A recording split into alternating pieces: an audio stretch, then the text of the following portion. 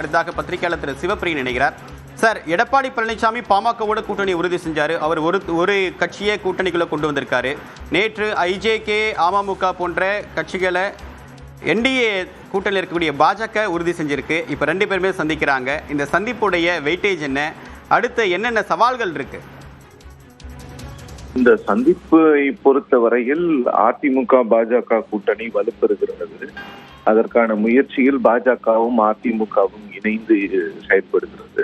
So இதெல்லாம் முடிச்சிட்டோம் அப்படின்னு சொல்லிட்டு இபிஎஸ் அவர்கள் பியூஷ் கோயலுக்கு இன்னைக்கு பிரேக்ஃபாஸ்ட் மீட்டிங் கூப்பிட்டு ஒரு சில விஷயங்கள் பேச போறாங்க. நாளைக்கு பிரதமர் தலைமையில் நடக்கக்கூடிய அந்த தேசிய ஜனநாயக கூட்டணியோட பொதுக்கூட்டம் தான் என்டிஏவோட பிகினிங்கா இங்க இருக்க போகுது. ஏன்னா எல்லா தலைவர்களையும் பிரதமரோடு மேடை ஏற்றி நாங்கள் ஒற்றுமையாக இருக்கிறோம், எங்கள் கூட்டணி வலுப்பெறாது, எங்களால் ஒரு ரெயின்போ அலையன்ஸ் அமைக்க முடியாதுன்னு சொன்னீங்க. ஆனா நாங்க ஒரு ரெயின்போ அலையன்ஸ் அமைச்சிருக்கோம், எல்லா கட்சிகளையும் கூட்டி கொண்டு வந்திருக்கிறோம். திமுகவுக்கு எதிரான ஒரு பெரிய பிரகடனத்தை, தேர்தல் எதிர்ப்பு பிரகடனத்தை நாளைக்கு பிரதமர் மதுராந்தகத்தில் சொல்வதற்கான ஏற்பாடுகளாக தான் இதை நான் பாக்குறேன். ஏன்னா கடந்த காலங்கள்ல பாத்தீங்கன்னா அதிமுக பாஜக அலையன்ஸ் கிட்டத்தட்ட என்டிஏ பிப்ரவரி எண்டு மார்ச்ல தான் அவங்க அவங்களுடைய கம்ப்ளீட் அந்த நெகோசியேஷன்ஸ் எல்லாம் முடிப்பாங்க.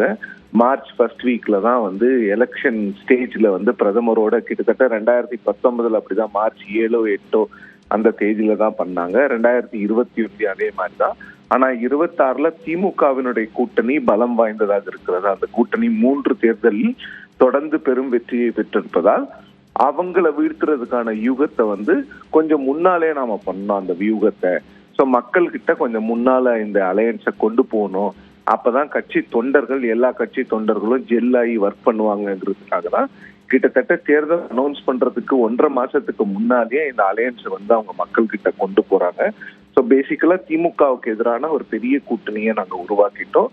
அதுவும் தேர்தலுக்கு 2 மாசத்துக்கு முன்னால நாங்க உருவாக்கிட்டோம். திமுக இன்னும் தொகுதி பங்கீடு பேச்சுவார்த்தை, கூட்டணியில் யாருக்கு என்ன இடங்கள், யாருன்னா புதுசா வரப்போறாங்களா, இது இருக்கிறவங்க வெளியில போறாங்களான்னு தெரியாத ஒரு சூழ்நிலையில நாங்க ஒரு யுனைடெட் ஃப்ரண்டா இருக்கிறோம், எங்க கிட்டதான் யூனிட்டி இருக்கு, அவங்க கிட்ட யூனிட்டி இல்லைங்கிற மாதிரி ஒரு விஷயத்த ப்ரொஜெக்ட் பண்றதுக்காக தான் பிஜேபியும் அதிமுகவும் இந்த முயற்சிகளை எடுத்துக்கொண்டிருக்கிறது. இதுல ரொம்ப முக்கியமா நம்ம பார்க்க வேண்டியது என்னன்னா, கடந்த காலங்களில் கம்ப்ளீட்டா ஏடிஎம்கே தான் இந்த அலையன்ஸ் டாக்ஸை பண்ணுவாங்க. பட் இந்த முறை கொஞ்சம் கிவ் அண்ட் டேக்கா டிடிவி தினகரன் போன்றவர்களை பாஜக இந்த அலையன்ஸ்ல கூட்டிட்டு வருது. பாஜக அவங்க கோட்டால வாங்கிட்டு இருப்பாங்க. இது நாம ஏற்கனவே பார்த்திருக்கோம். 2001 சட்டமன்ற தேர்தல்ல திரு ஜி.கே. மூப்பனார் அவர்களுடைய தமிழ் மாநில காங்கிரஸ் கட்சியை கூட்டணிக்கு கொண்டு வந்தது.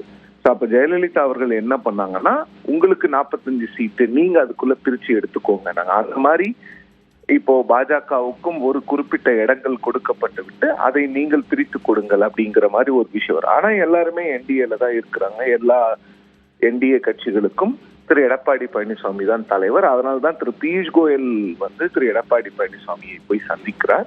ஸோ இதுவும் ரொம்ப இம்பார்ட்டன்ட். திரு இபிஎஸ் பியூஷ் கோயல் இருக்கிற இடத்துக்கு வர வைக்காம பியூஷ் கோயல் அங்க போறது இவர் தான் கேண்டிடேட், நாங்க அதிமுக சீனியர் பார்ட்னர், அவங்களுக்கான என்ன மரியாதை கொடுக்கணுமோ அதை நாங்க கொடுக்குறோம். இது எல்லாமே பொலிட்டிக்கல் ஆப்டிக்ஸ் தான்.